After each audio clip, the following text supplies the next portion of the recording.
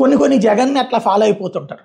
ఇప్పుడు బీసీలది ఇదివరకు తెలుగుదేశం పార్టీకి ఎప్పుడు లేనటువంటిది, ఈ దఫా బీసీ బీసీ అని బీసీ మంత్రం అది కూడా పలకక తప్పలేదు జగన్ ఆ ఎజెండా తీసుకోవడంతో. అట్లాగే ఒకప్పుడు హోదా అంటే ఆ హోదాని తను తీసుకుంది. ఇప్పుడు అట్లాగే కేంద్ర రాష్ట్ర సంబంధాలు అంటే అదే పాయింట్తో చివరికి పొత్తులోకి వెళ్ళిపోయింది. ఓ రకంగా ఎజెండాలను అంటే విజనరీగా ఎదుటి వాళ్ళకి ఎజెండాలని తయారు చేసేటటువంటి చంద్రబాబు నాయుడు తను ఎదుటి వాళ్ళ ఎజెండాలకు వెళ్ళిపోతున్నటువంటి పరిస్థితి. సంక్షేమం అన్నటువంటి తప్పు అన్నటువంటి తెలుగుదేశం పార్టీ ఇప్పుడు అదే సంక్షేమాన్ని జగన్ కంటే ఎక్కువ ఇస్తానంటారు. అట్లాగే సభలకు సంబంధించి ర్యాంప్ వాక్ అన్నటువంటిది ఏదైతే పెట్టుకొచ్చారో సిద్ధం సభల్లో భారీగా పెట్టుకొచ్చారు.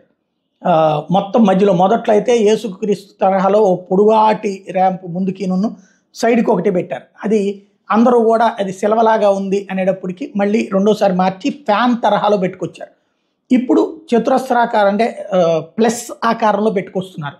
అట్లాంటిది ఎక్కడ చేస్తుంటే ఇప్పుడు జగన్నే తృణమూల్ కాంగ్రెస్కి సంబంధించినటువంటి మమతా బెనర్జీ మేనల్లుడు అభిషేక్ బెనర్జీ అదే ఫార్ములాని పాటిస్తున్నాడు. అక్కడ సభల్లో అట్లాగే సేమ్ ర్యాంపులు తయారు చేసి ఆ ర్యాంపుల మీద ఈ చివరి నుండి ఆ చివరికి వెళ్ళి ఆ తర్వాత దాని మీదనే అందరికీ దండం పెట్టి ఆ పైన ఉపన్యాసాలు ఇస్తున్నాడు.